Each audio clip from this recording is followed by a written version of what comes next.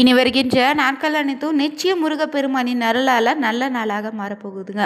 உங்களுக்கு முருகப்பெருமான் பிடிக்கும்னா ஓம் முருகா போற்றி எனும் மந்திரத்தை மனதார நினைச்சு கொண்டு 3 முறை கமெண்ட் பண்ணுங்க. நிச்சயம் உங்கள் வாழ்க்கையில் நல்ல ஒரு மாற்றம் வீடு தேடி வரப்போகுது. வீட்டில் பொண்ணும் பொருளும் சேர வேணுமா, வீட்டில் இருக்கக்கூடியவங்க எல்லோரும் நல்லா இருக்கணுமா, நீங்கள் நினைத்தது நடக்க வேண்டும்னா குறிப்பாக செவ்வாய்க்கிழமைனால வீட்டு பூஜை அறையில் பார்த்தீங்கன்னா கட்டாயம் எந்த ஒரு பொருளை வைத்து வழிபடுங்க. நிச்சயம் உங்களுடைய வேண்டுதல் எதுவாக இருந்தாலும் நிறைவேறும்.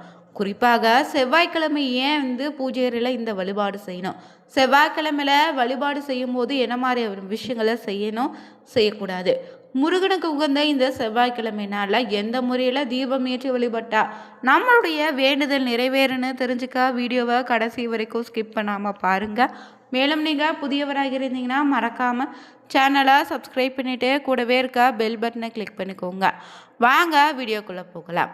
வீடுன்னு இருந்தால் அது சொர்க்கத்துக்கு இணையான ஒரு இடமாக இருக்கணுங்க. அந்த வீட்டை நகரமாக மாற்ற ஒருபோதும் நம்ம அனுமதிக்கக்கூடாது. வீட்டில் லட்சுமி கடாச்சம் நிலைக்க செய்ய வேண்டிய சில விஷயங்களை நம்ம தொடர்ந்து செஞ்சுக்கிட்டு தான் வரோம். வீட்டுக்கு தேவையான பொருட்களை வாங்கக்கூடிய சூழ்நிலையை நம்ம ஏற்படுத்தி கொண்டே தான் இருக்கோம். பொன் பொருள் சேர்க்கைக்கோ ஆடை ஆபரண சேர்க்கை இருக்கணும். அக்கம் பக்கத்தில் சுகமான உறவு இருக்கணும். உறவினர்களோடு சுமூகமான உறவை ஏற்படுத்தி கொள்ளணும். சந்தோஷமாக எப்போதும் இருக்க வேண்டுங்க. வீட்டில் நிம்மதி நிறைந்திருக்கணும். இதற்கு வாரத்தில் ஒரு நாள் வரக்கூடிய இந்த செவ்வாய்க்கிழமைனால நம்ம செய்ய வேண்டிய ஒரு பரிகாரத்தை தான் இந்த வீடியோவில் பார்க்க போகிறோம். உப்பை நம்ம முன்னே வச்சு என்ன வேண்டிக் கொண்டாலும் அது நமக்கு அப்படியே நடக்கணும் சொல்லுவாங்க. நம்பிக்கையோடு உப்பை வைத்து வழிபாடு செய்தீங்கன்னா நிச்சயம் ஒரு நல்ல பலன் இந்த நாளில் உங்களுக்கு காத்திருக்கு. அதுவும் இந்த செவ்வாய்க்கிழமை நாளில் குறிப்பிட்ட இந்த நேரத்தில் உப்பு வைத்து வேண்டிக்கிட்டிங்கன்னா அது நிச்சயம் சீக்கிரம் பழிக்குங்க. செவ்வாய்க்கிழமைனால வழக்கம் போல் உங்களுடைய பூஜை அறையை சுத்தம் செய்து வச்சுட்டு சுவாமி படங்களுக்கு நீங்கள் பூக்களை அலங்கரித்து பார்த்தீங்கன்னா செவ்வாய்க்கிழமை மதியம் 12 மணியிலிருந்து 2 மணிக்குள்ளே இந்த ஒரு பரிகாரத்தை உங்கள் வீட்டில் செய்து பாருங்கள். ரொம்பவே சிறப்பான ஒரு நேரமாக அமையும். இதற்கு ஒரு சிறிய கண்ணாடி பவுலில் புதியதாக இருக்கக்கூடிய கல் உப்பை 2 ஸ்பூன் அளவு போட்டுக்கிட்டு இந்த உப்புக்கு மேலே நுனி உடனடியாத விரலை மஞ்சளை வைக்கணும். இந்த கண்ணாடி பவுலில் அப்படியே பூஜை அறையில் வச்சிடுங்க. பிறகு தீபம் ஏற்றி வழிபடுங்க. பிறகு பூஜை அறையில் இந்த உப்பை வச்சுட்டு உங்களுடைய பிரார்த்தனை இறைவனிடம் மனதார வேண்டிக்கோங்க. அவ்வளவுதாங்க. இந்த உப்பை பூஜை அறையில் அப்படியே விட்டுடுங்க. மறுவாரம் செவ்வாய்க்கிழமை மதியம் இதே போல் 12லிருந்து 2 மணிக்குள்ள பழைய உப்பை உங்கள் கஷ்டங்கள் கர்மவினைகள் அனைத்து தீர வேண்டும்னு பிரார்த்தனை செய்துக்கிட்டு தண்ணீரில் கரைத்து போக வேண்டும்னு எண்ணிக்கிட்டு தண்ணியில் கரைச்சிடுங்க. பிறகு பார்த்தீங்கன்னா ஒவ்வொரு வாரமும் புதியதாக விரலி மஞ்சளும் உப்பும் மேலே வைங்க. புதிய உப்பை தான் வைக்கணும். பழைய விரலி மஞ்சளை ஒரு டப்பாவில் போட்டு சேகரித்து வச்சுடுங்க. அதை உங்களுடைய பயன்பாட்டுக்கு நீங்கள் பயன்படுத்திக்கலாம்.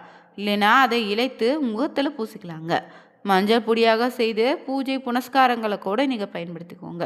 இப்படி நீங்கள் தொடர்ந்து 12 வாரங்கள் 12 செவ்வாய்க்கிழமைனால இந்த ஒரு பரிகாரத்தை நீங்கள் செஞ்சு பாருங்கள். நிச்சயம் வீட்டில் நல்லது நடக்க ஆரம்பிக்கும். சில பேர் வீடுகளில் பணம் தங்காது. அப்படிப்பட்டவங்க என்ன செய்யலான்னா எந்த ஒரு பொருளையும் வாங்கி சேர்க்க முடியாத சூழ்நிலை இருந்துகிட்டே இருந்தாலும் உறவுகளிடையே சண்டை சச்சரவு உங்களுக்கு இருக்கா, இப்படிப்பட்டவங்களும் பண கஷ்டம் தீர மன கஷ்டம் தீரன்னு எந்த ஒரு வேண்டுதலாக இருந்தாலும் இந்த ஒரு பரிகாரத்தை செய்தீங்கன்னா நிச்சயம் பார்த்தீங்கன்னா ஏதாவது ஒரு வகையில் நல்ல ஒரு மாற்றம் நிச்சயம் உங்கள் குடும்பத்தில் நடந்திருக்கும். அப்படி நீங்கள் இந்த செவ்வாய்க்கிழமைனால ஏதாவது பரிகாரங்கள் வழிபாடுகள் செய்யக்கூடிய நபராக இருந்தீங்கன்னா வீடியோவை பார்த்துட்டு இருப்பீங்க. மறக்காமல் உங்களுடைய பதிவை கமெண்ட் பண்ணுங்க. அது மட்டும் இல்லைங்க, இந்த செவ்வாய்க்கிழமை நாள்னா எந்த ஒரு காரியத்தையும் செய்தாலும் அது சரியாக இருக்காதுன்னு அந்த நாளில் பெரும்பாலானவங்க புதிய செயல்களை எதுவும் தொடங்காமலும் சுப காரியங்களை செய்வதை தவிர்த்து விடுவீங்க. ஆனால் செவ்வாய்க்கிழமை பார்த்தீங்கன்னா வழிபாடு செய்வது ரொம்பவே சிறப்பான நாள். இந்த நாளை சக்தி வாய்ந்த நாளாக இருக்குது. ஏன்னா முருகப்பெருமானுக்கு உகந்த நாளுங்க. இந்த நாளை நம்ம விரதம் இருந்து வழிபட்டால் நிச்சய வேண்டுதல் பார்த்திங்கன்னா விரைவில் நடக்கணும் சொல்லுவாங்க. செவ்வாய்க்கிழமையில் முருகப்பெருமானை வேண்டி எந்த ஒரு வழிபாடோ விரதமும் இருந்தீங்கன்னா அது பல மடங்கு அதிகப்படியான பலனை நிச்சயம் தரும். எந்த பிரச்சனையாக இருந்தாலும் இந்த செவ்வாய்க்கிழமை நாளில் உங்கள் வீட்டில் விரதம் இருந்து வழிபட்டிங்கன்னா அது நிச்சயம் பலனை தருன்னு சொல்லலாம். இந்த செவ்வாய்க்கிழமைனால துர்க்கை வழிபாடு, பைரவ வழிபாட்டுக்கு ரொம்ப சிறப்பான நாள் தாங்க. அது மட்டும் இல்லை, இந்த நவ கிரகங்களில் பார்த்தீங்கன்னா செவ்வாய் பகவானுக்குரிய கிழமை இந்த செவ்வாய்க்கிழமை. கிழமைனா உரிமைன்னு பொருளுங்க. செவ்வாய் பகவானுக்குரிய நாளால் இந்த நாளில் நம்ம முருகப்பெருமானுக்கு திதி நட்சத்திர கிழமைன்னு 3 விதமான விரதம் இருப்போம். அதன்படி செவ்வாய் பகவானுக்குரிய அதிதேவதை இந்த முருகப்பெருமான். அவருக்குரிய நாள்னா இந்த செவ்வாய்க்கிழமை நாள். அப்படிப்பட்ட நாளில் நாம் விரதம் இருந்து வழிபட்டால் நிச்சயம் நம்மளுடைய வேண்டுதல் நிறைவேறும். அது மட்டும் இல்லைங்க, இந்த செவ்வாய் பகவான் தான் வீடு, நிலம், சொத்துன்னு காரணமான கிரகமாக இருக்கிறாரு. செவ்வாய் பகவானை வழிபட்டாலே வீடு, வாகன யோக அமைப்பு உண்டாகும். இதே வித முக்கியமான செவ்வாய் பகவான் தான் ரத்தம் தொடர்பான நோய்களுக்கு காரணமானவராகவும் இருக்கிறாரு. இவரே உடல் வலிமைக்கும் தைரியத்தை தரக்கூடிய தெய்வமாகவும் இருக்கிறாரு. ஆங்காருன்னு அழைக்கக்கூடிய செவ்வாய் பகவான் முருக பெருமானின் திருநாமங்களில் ஒன்றான குமரன்னு திருநாமத்தோடு குறிப்பிடுவோம். மனித உடலில் பார்த்தீங்கன்னா முகம், ரத்தம், சுரப்பிகள், கல்லீரல், இடது காது, எலும்புகள்னு சத்துக்கள் அனைத்தும் பார்த்தீங்கன்னா செவ்வாய் பகவான் தான் காரணமானவராக இருக்கிறாரு. இதனால் செவ்வாய்க்கிழமைனால விரதம் இருந்து அவருக்குரிய அதி தேவதையான முருக பெருமானை இந்த நாளில் வழிபட்டிங்கன்னா நிச்சயம் எந்தவித பாதிப்புகள் இருக்காது. அதில் இருந்த குறைகளும் நிச்சயம் சரியாகும்.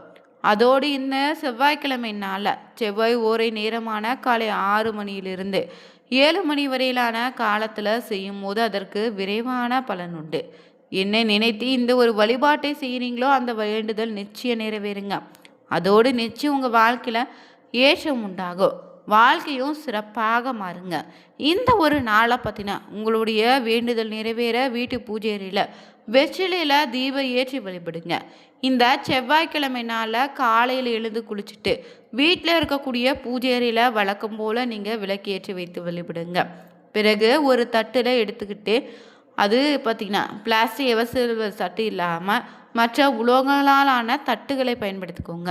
அதில் மத்தியில் மஞ்சள் குங்குமம் தொட்டு வச்சுட்டு 6 என்ற எண்ணிக்கையில் வெற்றிலை எடுத்து வச்சுட்டு அவற்றில் காம்பு பகுதியை மட்டும் கிள்ளி எடுத்துட்டு வெற்றிலையில் மகாலட்சுமியின் அம்சம் இருந்தாலும் காம்பலை பற்றினா மூதேவியின் வசிப்பதாக சொல்லுவாங்க. அதனால் அதனை அகற்றிடுங்க. பிறகு இந்த 6 வெற்றிலைகள் மேலே நடு நுனி பகுதியில் மஞ்சள் குங்குமம் போட்டு தொட்டு வச்சிடுங்க. பிறகு என்ன செய்யணும்னா வெற்றிலைகளை விசிறி போல் தட்டில் பரப்பி வச்சுட்டு இந்த 6 வெற்றிலைகளின் நுனி பகுதியில் வெளிப்புறமாக இருப்பது போலவோ அடிப்பகுதி பற்றின உட்புறமாக இருப்பது போல் அந்த வெற்றிலையை ஒன்றின் மீது ஒன்று படும் வகையில் வச்சிடுங்க.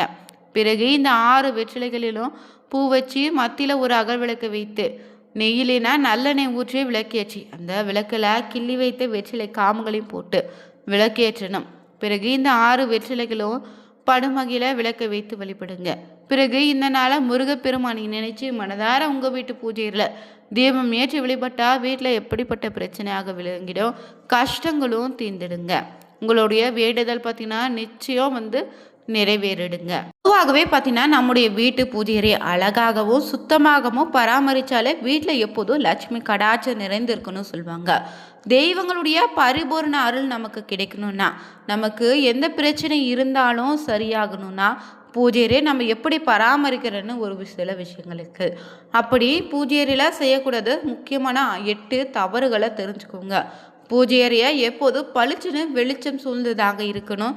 பூஜை அறைக்கு தனி அறையே இல்லைன்னா ஸ்டாண்டில் வைத்திருந்தாலோ இருள் சூழ்ந்து பூஜை அறையே இருக்கக்கூடாது. அடுத்தபடியாக பார்த்தீங்கன்னா கையில் விளக்குகளை ஏந்தி ஆராதனை காட்டக்கூடாது. வீட்டில் சாப்பிட வைத்திருக்கக்கூடிய எச்சில் பாத்திரத்தில் சுவாமிக்கு நெய்வேத்தியம் படைத்து வழிபடக்கூடாதுங்க. அதுக்குன்னு தனியாக பாத்திரத்தை பயன்படுத்துவதும் நல்லது. அடுத்தபடியாக சுவாமிக்கு அர்ச்சனை செய்யும் போது பார்த்தீங்கன்னா முழு மலர்களை மட்டும் பயன்படுத்தணும், பூவிதழ்களை பயன்படுத்தாதீங்க. அடுத்தபடியாக வீட்டில் சுவாமி படத்துக்கு போடக்கூடிய பூவை காயும் வரை அப்படியே விட்டுவிடக்கூடாது. அதே போல் பூ காய்வதற்கு முன்னாடி எடுத்துக்கூடாது. மலர் காயும் வரை விட்டு வைப்பதோ காய்வதற்கு முன்னாடி எடுத்து விடுவதோ துரதிருஷ்டத்தை கொடுக்கும். அடுத்தபடியாக சுவாமி படைக்கும் போது வெறும் வெற்றிலை மட்டும் எக்காரணம் கொண்டு வைக்காதீங்க. கட்டாயம் வெற்றிலையோடு பாக்கும் பூவிடம் பெற்றிருக்க வேண்டும். அடுத்தபடியாக வீட்டு பூஜை அறையை விளக்கு ஏற்றிய பிறகு விளக்கில் ஒளி குறைவாக இருந்தால் திரியை தூண்டி விடலாம், அதில் தவறில்லை. ஆனால் விளக்கு திரியை தட்டி விடக்கூடாதுங்க. ஏன்னா விளக்கேற்றும் போது லட்சுமி தேவி அதில் வந்து விடுவா.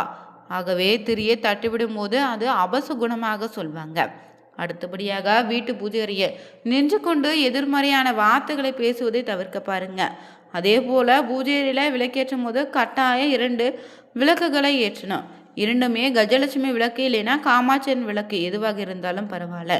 2 விளக்குகளை கட்டாயம் ஏற்றி வழிபடுங்க. அதில் நல்லெண்ணெய், விளக்கெண்ணெய், நெய் ஊற்றி பயன்படுத்தலாம்.